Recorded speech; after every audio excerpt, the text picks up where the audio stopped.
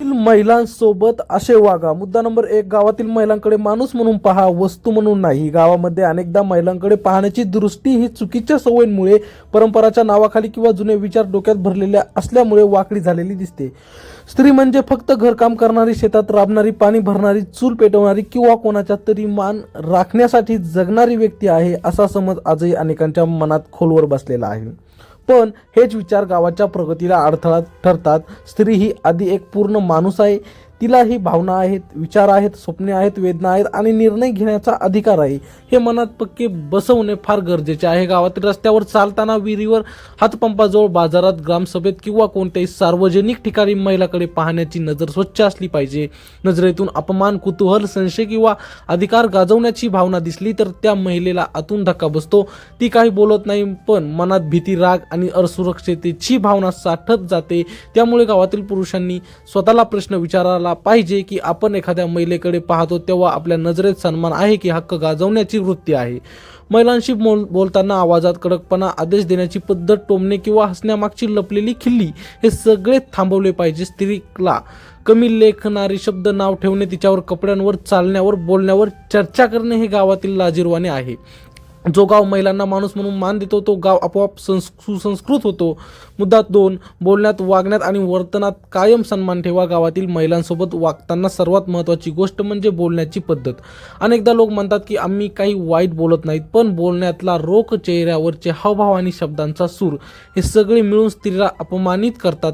उंच आवाज बोलणे, मध्येच तोडणे, तिचे म्हणणे ऐकून न घेणे किंवा तिला समजत नाही असे गृहीत धरणे ही सवय सोडली पाहिजे. महिला काही सांगत असेल तर ती पूर्ण ऐकून घ्या. तिचे मत वेगळे असू शकते, तिचा अनुभव वेगळा असू शकतो, पण तुला काय कळतं, तू बाई आहेस, हे पुरुषांचं काम आहे, असे शब्द वापरणे म्हणजे तिच्या अस्तित्वालाच नाकारण्यासारखे आहे. गावात शांतता, एकोपैकी विश्वास टिकवण्याचा असेल तर महिलांचा आवाज दाबण्याऐवजी तो समजून घ्यायला शिकले पाहिजे. वर्तनातही सन्मान दिसला पाहिजे. एखादी महिला बोलत असताना हसणे, मान हलवणे, डोळे वळवणे, कुजबुज करणे हे सगळे तिला कमी लेखण्याचे प्रकार आहेत. एखाद्या बैठकीत, सणसमारंभात किंवा घरगुती चर्चेत महिलेला योग्य जागा, योग्य वेळ आणि बोलण्याची संधी दिली पाहिजे. सन्मान हा फक्त शब्दात नसतो, तो वृत्तीतून दिसतो. मुद्दा 3, महिलांच्या निर्णयावर आणि स्वातंत्र्याला मान्यता द्या. गावातील महिलांना आजही अनेक बाबतीत स्वतःचे निर्णय घेण्याची मोकळीक दिली जात नाही. तिने काय शिकावे, कुठे जावे, कोणाशी बोलावे, काय घालावे, कधी बाहेर पडावे हे सगळे इतरच ठरवतात.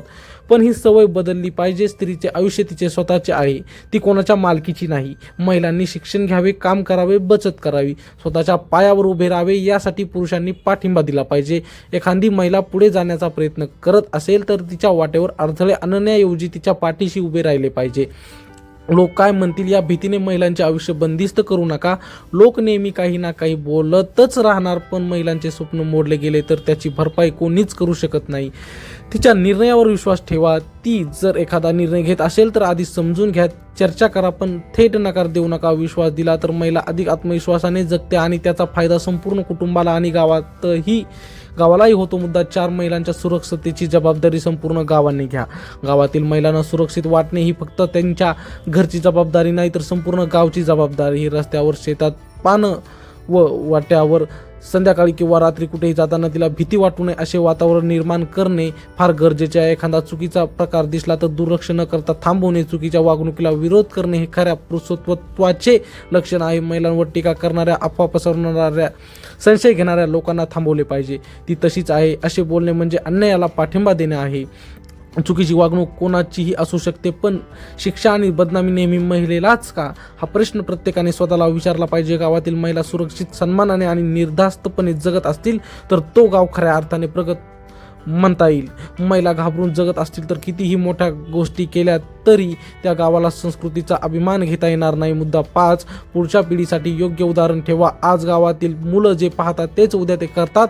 जर त्यांनी महिलांशी होणारा अपमान, दडपशाही, अवहेलना पाहिली तर तेच त्यांच्या मनात रुजते. त्यामुळे आजचे पुरुष, वडील, काका, भाऊ यांनी आपल्या वागण्यातून योग्य उदाहरण दिले पाहिजे. घरात आईचा सन्मान, बहिणीचा आदर, पत्नीशी समतेने वागणे हे मुलाच्या मनावर खोलवर परिणाम करते. महिलांचा आदर करणे म्हणजे कमजोरी नाही, ती संस्काराची ताकद आहे. जो पुरुष स्त्रीचा सन्मान करतो तोच खरा मजबूत असतो. ही शिकवण पुढच्या पिढीपर्यंत पोहोचली तर गावचं चित्र हळूहळू पण नक्की बदलेल. मुद्दा 6, महिलांच्या कष्टांची किंमत ओळखा आणि मान द्या. गावातील महिला सकाळी डोळे उघडल्यापासून रात्री झोपेपर्यंत सतत काम करत असतात. घरकाम, जनावरांची काळजी, शेतातील राब, पाणी भरणे, लाकूड गोळा करणे, मुलांचे संगोपन, वृद्धाची सेवा, हे सगळे काम ती न थकता करते. पण दुर्दैवाने या कष्टांना कधीच मोल दिले जात नाही. ती तर घरातच असते किंवा हे तर बायकाचं काम असतं असे म्हणून तिच्या मेहनतीला कमी लेखले जाते. महिलांच्या कष्टाची जाणीव ठेवणे म्हणजे फक्त कौतुक करणे नाही तर तिच्या कामाला आदर देणे आहे. एखाद्या दिवशी तिची जागा स्वतः उभे राहून पाहिले तर कळेल की ती किती जबाबदार, शांतपणे पेलते. घर चालते, कुटुंब टिकते आणि गावाचा पाया मजबूत राहतो. तो महिलांच्या न बोलता केलेल्या मेहनतीमुळे. महिलांच्या कामाची दखल घेतली, तिच्या थकव्याची जाणीव ठेवली, तिच्या आरोग्याकडे लक्ष दिले तर ती अधिक आनंदाने, आत्मविश्वासाने जगते. कष्ट ओळखले गेले तर मन हलके होते आणि तेच समाधान संपूर्ण घरात पसरते. मुद्दा नंबर 7, महिलांबद्दल गैरसमज पसरवणे आणि कुजबूज थांबवा. गावात महिलांबद्दल कुजबूज करणे, अफवा पसरवणे, संशयाने पाहणे ही फार मोठी समस्या आहे. एखादी महिला थोडी वेगळी वागत असेल, जास्त बोलत असेल, शिकलेली असेल, स्वतःचा निर्णय घेत असेल तर लगेच तिला चारित्र्यावर, हेतूवर प्रश्नचिन्ह लावले जाते. ही मानसिकता अत्यंत घातक आहे. गैरसमजामुळे महिलांचे आयुष्य उद्ध्वस्त होते. एका चुकीची चर्चा तिच्या सन्मानावर कायमचा डाग लावू शकते. ती बरोबर असली तरी तिला स्वतःला सिद्ध करत बसावे लागते. पुरुषांनी हे लक्षात घेतले पाहिजे की अफवा पसरवणे हे फक्त बोलणे नाही तर एखाद्याच्या आयुष्यातील खेळणे आहे. जर कुणी महिलांबद्दल वाईट बोलताना दिसले तर त्याला थांबवणे गरजेचे आहे. आपल्याला काय माहिती आहे, आपण तिथे होतो का, असे प्रश्न विचारून त्या चर्चेला आळा घालणे हे जबाबदार वर्तन आहे. महिलांचा सन्मान टिकवायचा असेल तर ही कुजबूज थांबवलीच पाहिजे. मुद्दा 8, महिलांना बोलण्याची, व्यक्त होण्याची मोकळीक द्या. गावातील अनेक महिला मनातल्या गोष्टी मनातच दाबून ठेवतात. कारण बोलले तर टोमणे, टीका, अपमान किंवा दुर्लक्ष सहन करावे लागते. त्यामुळे हळूहळू त्या गप्प बसायला शिकतात. पण ही गप्प बसलेली स्त्री आतून तुटत जाते. महिलांना बोलण्याची मोकळीक देणे म्हणजे फक्त ऐकून घेणे नाही तर तिला सुरक्षित वाटेल असे वातावरण निर्माण करणे आहे. ती काही सांगत असेल तर मध्ये न तोडता हसण्या विनाशंका न घेता ऐकून घेतले पाहिजे. तिचे विचार वेगळे असतील तरी त्याचा आदर केला पाहिजे. जेव्हा महिलांना मोकळेपणाने बोलता येते तेव्हा घरातील तणाव कमी होतो, गैरसमज दूर होतात आणि नात्यांमध्ये प्रामाणिकपणा वाढतो. बोलण्याचा अधिकार हिरावून घेणे म्हणजे तिचे अस्तित्वच कमी करणे. मुद्दा 9, महिलांवर नियंत्रण ठेवण्याची सवय मोडा. महिलांवर सतत नजर ठेवणे, तिला काय करायचे, कुठे जायचे, कोणाशी बोलायचे हे ठरवणे ही सवय अनेक घरामध्ये दिसते. हे नियंत्रण प्रेमाच्या नावाखाली, काळजीच्या नावाखाली किंवा परंपरेच्या नावाखाली केले जाते, पण प्रत्यक्षात ते तिच्या स्वातंत्र्यावर घालणारे असते. महिलांवर विश्वास ठेवायला शिका. सतत शंका, चौकशी आणि बंधने घातली तर ती घुसमटपणे नातं टिकवण्याचं असेल तर नियंत्रणपणे नव्हे तर विश्वास हवा. विश्वास दिला तर महिला स्वतः जबाबदारीने वागते. स्वातंत्र्य म्हणजे बंडखोरी नाही तर आत्मसन्मान आहे. महिलांना मोकळा श्वास घेता आला तरच ती खऱ्या अर्थाने आनंदी राहू शकते आणि आनंदी स्त्री कुटुंबाला आणि गावाला पुढे घेऊन जाते. मुद्दा 10, महिलांच्या भावना हलक्यात घेऊ नका. गावातील महिलांच्या भावना अनेकदा अगं ते काय एवढं, बायकांना जरा जास्तच वाटतं, तू उगाच मनाला लावून घेतेस, अशा शब्दांनी दाबल्या जातात. पण हे शब्द तिच्या मनावर खोल जखमा करतात. स्त्री जेव्हा काही बोलते, रडते, तक्रार करते तेव्हा ती नाटक करत नसते तर आतून साचलेलं दुःख बाहेर काढत असते. महिलांच्या भावना समजून घेणं म्हणजे कमजोरी नाही, उलट दुसऱ्यांच्या मनात काय चाललंय हे समजून घेण्याची ताकद असणे हे मोठेपणाचं लक्षण आहे. एखादी महिला दुखावलेली असेल तर तिला समजून सांगण्याआधी ऐकून घ्या. तिचं दुःख नाकारू नका. तुला असं वाटतंय म्हणजे काहीतरी कारण असेल, एवढं वाक्य सुद्धा तिला आधार देऊ शकतं. भावनांचा आदर केला तर मनात घट्ट होतात. दुर्लक्ष केलं तर मनात दुरावा वाढतो आणि तो दुरावा कधी कधी कायमचा होतो. मुद्दा 11, महिलांवर दोष टाकण्याची सवय बंद करा. गावात काही चुकलं की सगळ्यात आधी बोट महिलांकडे जातं. घरात भांडण झालं तर तिच्यामुळेच मुलं बिघडली तर आई नीट नाही, समाज नाव खराब झालं तर तिचं वागणं बरोबर नव्हतं, असे आरोप सहज केले जातात. पण सत्य हे असतं की एकट्या स्त्रीमुळे काहीच घडत नाही. प्रत्येक गोष्टी मागे अनेक कारण असतात. महिलांवर सतत दोष टाकल्याने त्या अपराधीपणात जगू लागतात. स्वतः बरोबर असतानाही त्या गप्प बसतात कारण पुन्हा दोष ऐकण्याची ताकद राहत नाही. ती सवय गावासाठी फार घातक आहे. चूक कुणाची आहे हे शांतपणे न्यायाने पाहिलं पाहिजे. चूक पुरुषांची असली तरी ती मान्य केली पाहिजे. जबाबदारी वाटून घेतली तरच घर आणि गाव सावरतं. मुद्दा 12, महिलांच्या आरोग्याकडे गांभीर्याने लक्ष द्या. गावातील महिलांचे आरोग्य नेहमी शेवटच्या क्रमांकावर ठेवले जाते. ती आजारी असली तरी काम करते, वेदना सहन करते, स्वतःसाठी वेळ घेत नाही. थोडं दुखतंय बघू नंतर असे म्हणून तिच्या त्रासाकडे दुर्लक्ष केलं जातं, पण हे दुर्लक्ष हळूहळू मोठ्या आजाराचं रूप घेतं. महिलांना वेळेवर उपचार मिळणे, विश्रांती मिळणे, पौष्टिक आहार मिळणे हे फार महत्त्वाचं आहे. तिचं आरोग्य चांगलं असेल तरच ती घर सांभाळू शकते, नाहीतर सगळं कोलमडतं. आरोग्याकडे दुर्लक्ष करणं म्हणजे तिच्या आयुष्याची किंमत कमी लेखणं आहे. तिचं शरीरही थकतं, दुखतं, मोडतं हे समजून घेतलं पाहिजे. मुद्दा नंबर 13, महिलांचा सन्मान फक्त बाहेर नव्हे घरातही ठेवा. गावात अनेक पुरुष बाहेर लोकांसमोर महिलांबद्दल चांगलं बोलतात, पण घरात मात्र वेगळंच वागतात.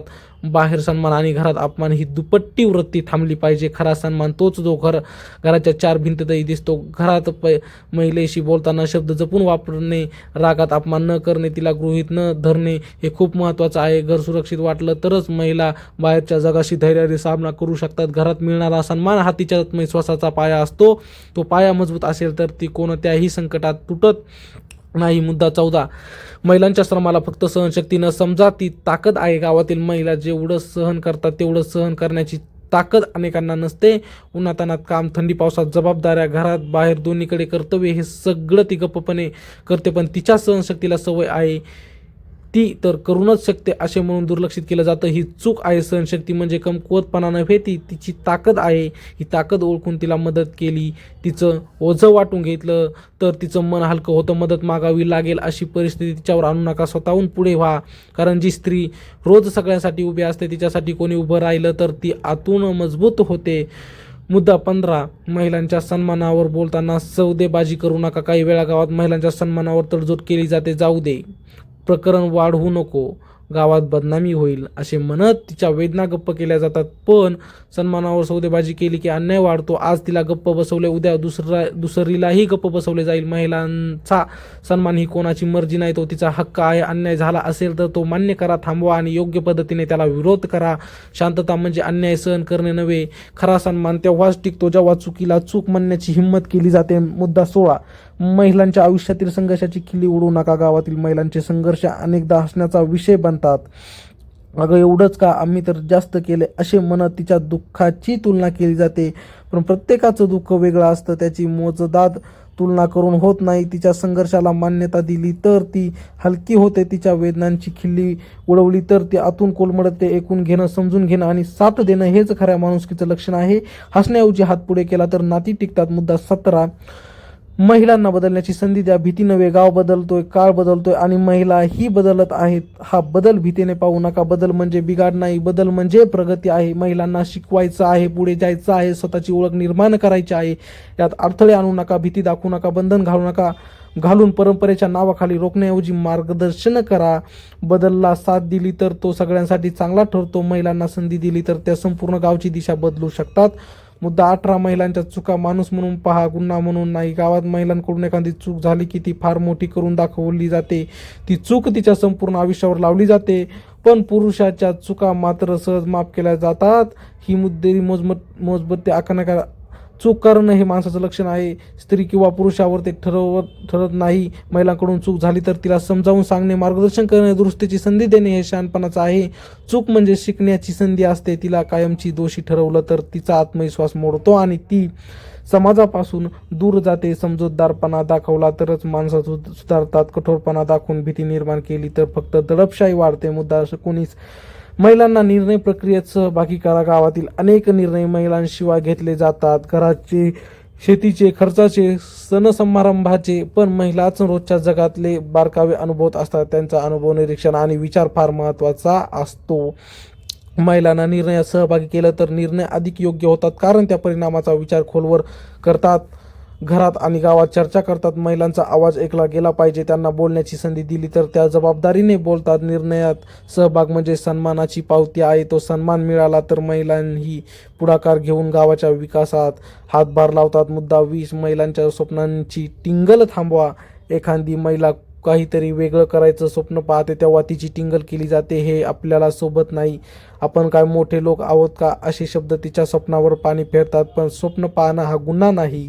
महिलांची स्वप्न मोडली तर तिच्या जगण्याची उमेदच कमी होते. उलट तिच्या स्वप्नांना साथ दिली तर ती जिद्दीने प्रयत्न करते. स्वप्न पूर्ण झाली नाही तर तिने केलेला प्रयत्न तिला आत्मसन्मान देतो. स्वप्नांची टिंगल करणारा समाज कधीच पुढे जात नाही, स्वप्नांना साथ देणारा समाजच प्रगत होतो.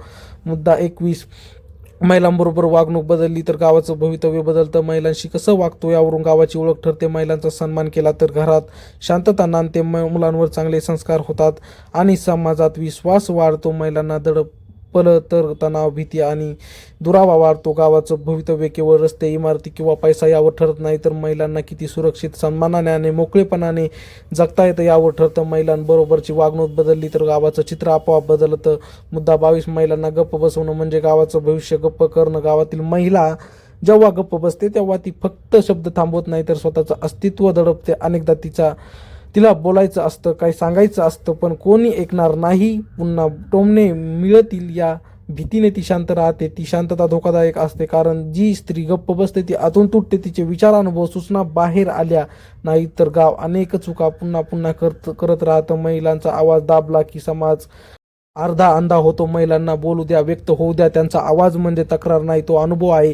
तो अनुभव ऐकला तरच गाव शहाणं होईल. मुद्दा 23, महिलांबद्दल आदर हा सणापुरता नसावा, तो रोजच्या जगण्यात दिसला पाहिजे. गावात सण समारंभात महिलांची स्तुती केली जाते, देवी म्हणून पूजलं जातं, पण रोजच्या जगण्यात मात्र त्याच महिलेचा अपमान, दुर्लक्ष आणि दडपशाही होते. हा दुपट्टीपणा थांबवला पाहिजे.